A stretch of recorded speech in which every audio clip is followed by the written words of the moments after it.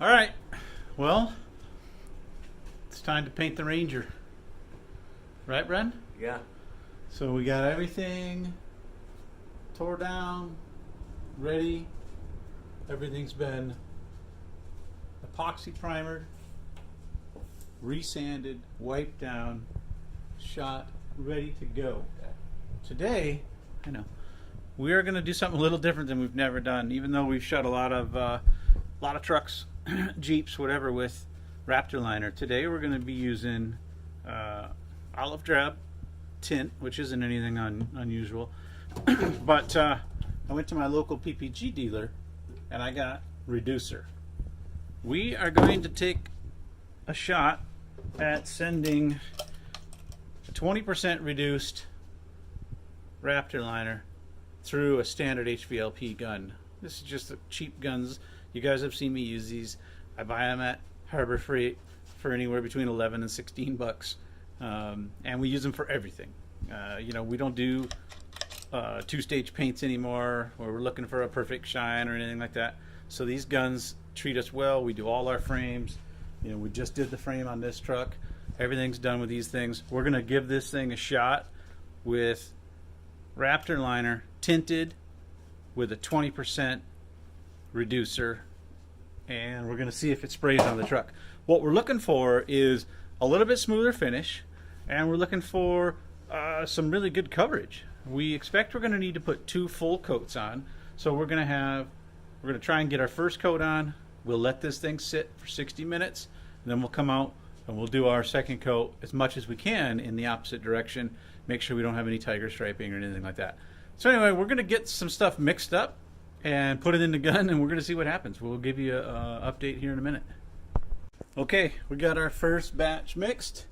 This is mixed with our color. Got about 6 ounces of reducer in here and our hardener. I am actually quite shocked at how thin this is. I don't know how much texture we're going to get out of it. We're going to take the gun. I'm going to put 40 pounds at the gun right now. And if it's, you know, I'm just going to dial it in between 40 and 60 probably. So we're going to start, we'll hit a piece of cardboard real quick first, and then we're going to go up on the roof, and we're going to see what happens. So stay tuned. All right, well, we got first coat done. We just carried this tailgate out here into the yard, get a little idea what it's going to look like, make sure we got good coverage on it, that kind of stuff. It don't look bad. Obviously, this stuff is way finer than I expected it to be. You know, so some of the things I maybe didn't care as close of attention to, because I thought I was going to shoot this with the spatter gun, you know, are going to show. I mean, this isn't a SEMA truck or anything, but I got a tiny bit of trail there that I can see in the sun.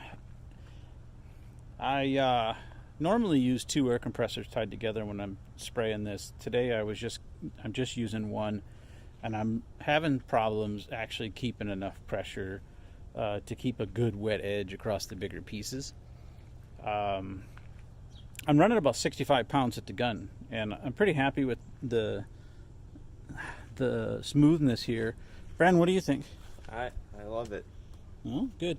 I can't believe we've got the whole truck first coated right now, and we've only used 2 bottles of Raptor.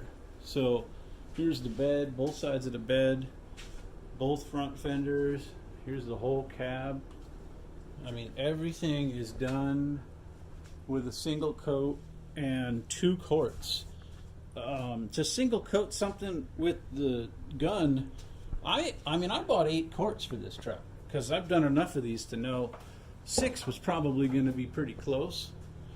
But there's no way I'm going to use all this on here. But you can see, I think you can see in the hood, you can see the lines. Again, I'm having trouble. The roof here is the same way.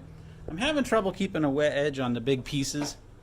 You got to go way slower with the gun. If you've done any normal painting, you know, you're moving pretty good, or even when you're shooting the shots gun, I mean, you're clipping along. Nuh-uh, you got to move pretty slow. This paint's still pretty thick, even at 20% reduction. That probably a bigger tip would have been good. Obviously, this is, again, a Harbor Freight gun. They don't have any extra tips in the store. I would have definitely went to like a high build primer tip if I was using, you know, like my Cobalt or something like that over there. But, you know, we're not, and we're going to do what we can with this. We're going to slow down a little bit. We're going to make sure before we start any big pieces, the compressor's full.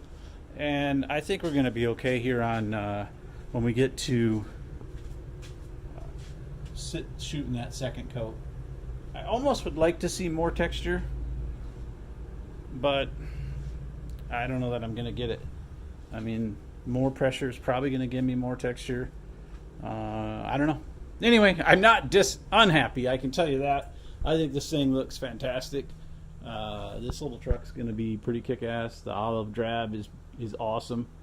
But anyway, we're going to get out. We're going to let this thing sit for 60, and then we're going to get in here and shoot the second coat.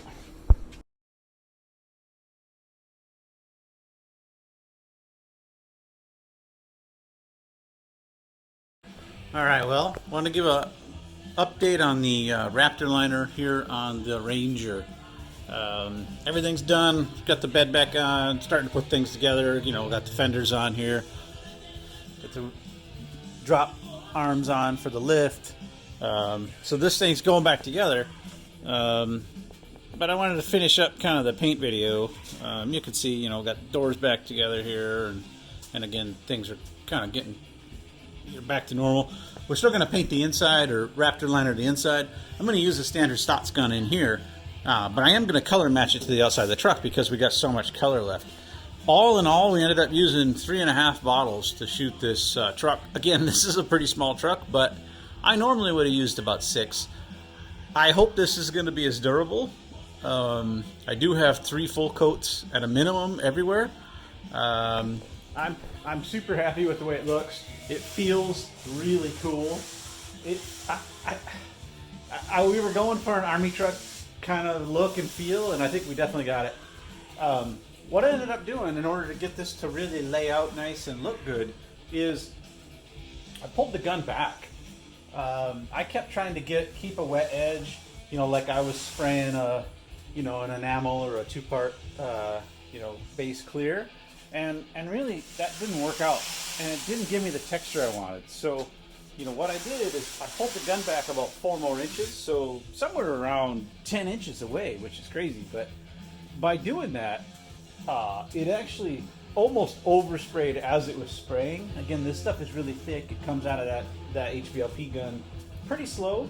So I slowed way down, pulled the gun back, and ultimately, I am super happy. This thing looks fantastic. It's everything you could want in a olive drab 5-inch lifted Ranger that your 16-year-old's going to be cruising around town in. So anyway, hopefully this video is helpful to some of you guys. Ask questions, smash that like and subscribe. We'd love to talk to you guys and help you out if you got a project going.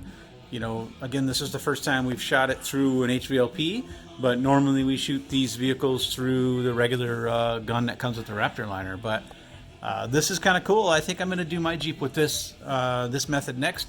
I will use a larger bore nozzle in the HVLP gun, but I like this, and we're going to do more of it.